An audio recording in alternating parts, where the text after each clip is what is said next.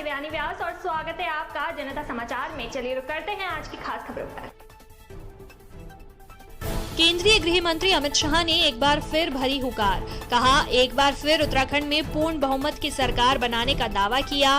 वहीं गृह मंत्री ने साफ तौर पर कहा कि उत्तराखंड में जो विकास के कार्य हुए हैं उसके लिए एक बार फिर 5 साल देने का काम उत्तराखंड की जनता करे, जिससे ये विकास के कार्य निरंतर चलते रहे। उन्होंने जनता से कहा कि एक बार भाजपा को फिर मौका दिया जाए, एक बार पुष्कर सिंह धामी को फिर मौका दिया जाए।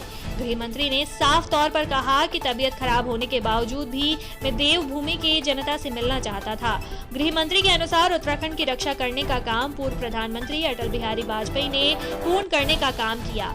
उनके अनुसार बीजेपी नहीं, सबके साथ एकजुट होकर इस राज्य को बनाने का काम किया।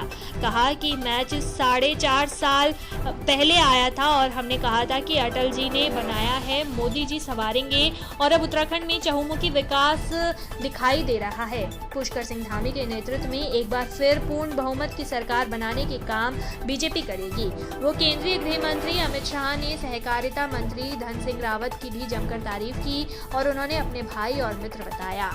कंप्यूटरकृत किए जाना भ्रष्टाचार को कम करने वाले काम के लिए अनुसार किसानों को राहत देने का काम भी मोदी सरकार और बीजेपी की राज्य सरकार कर रही है।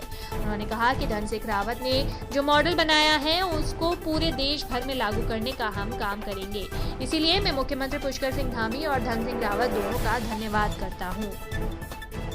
गृह मंत्री ने साफ तौर पर कहा कि राज्य सरकार घसियार योजना के तहत पहाड़ की महिलाओं को कंधों से घास की गठरी हटाने का काम सरकार कर रही है। उनके अनुसार केंद्रीय मोदी सरकार ने देश की सहकारिता को बचाने का काम किया है। कांग्रेस ने तो सहकारिता को बर्बाद करने का ही काम किया है। उन्होंने कहा कि सहकारिता आंदोलन से ही गरीब किसानों को राहत मिल सकती है, छोटे दूध बेचने वालों को काम मिल सकता है, उनसे राहत मिल सकती है। उन्होंने कहा कि मोदी सरकार ने सहकारिता विभाग बनाया केंद्र में, जिसके बाद पहला मंत्री बनने का सौभाग्य मुझे दिया गया। कहा ट्रेनिंग इंस्टीट्यूट उत्तराखंड में सहकारिता कब बनाने जा रहे हैं, ये भी अपने आप में बेहद महत्वपूर्ण फैसला है। उनके अनुसार हमारी कोशिश है कि हम पहाड़ की माताएं बहनें दुर्घटनाएं से बचें और अपना ज्यादातर समय अपने बच्चों के भविष्य को बनाने में लगाएं। सहकारिता विभाग ने गंगा जली योजना की भी शुरुआत कर दी है, जिससे घर बैठे लोगों को गंगा जल भेजने का काम किया जाएगा। मुख्यमंत्री हज़ियारा कल्याण योजना MGKY उत्तराखंड द्वारा सहायतित उत्तराखंड राज्य की 70% से अधिक आबादी की आजीविका का प्रमुख स्रोत कृषि और पशुपालन आदि हैं और दुधारू पशु प्रजातियों का 80% से ज्यादा स्वामित्व सीमांत और छोटे किसानों के पास है। आजीविका के मुख्य स्रोतों के दुग्ध उत्पादन और महत्वपूर्ण व्यवसाय हैं। जनपद अल्मोड़ा में किए गए एक अध्ययन में पता चला है कि चारा काटने हेतु महिलाओं को 8 से 10 घंटे पैदल चलने से अधिक शारीरिक बीमारियां जैसे पीठ, कमर, घुटने, गर्दन आदि में दर्द का सामना करना पड़ता है।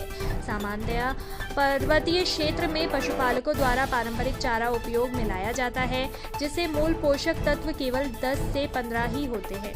पौष्टिक और गुणवत्ता युक्त चारे की कमी के कारण दुग्ध उत्पादन में निरंतर कमी आ जाती है और जिस कारण पर्वतीय कृषकों द्वारा पशुपालन गतिविधि में रुचि का अभाव हो रहा है।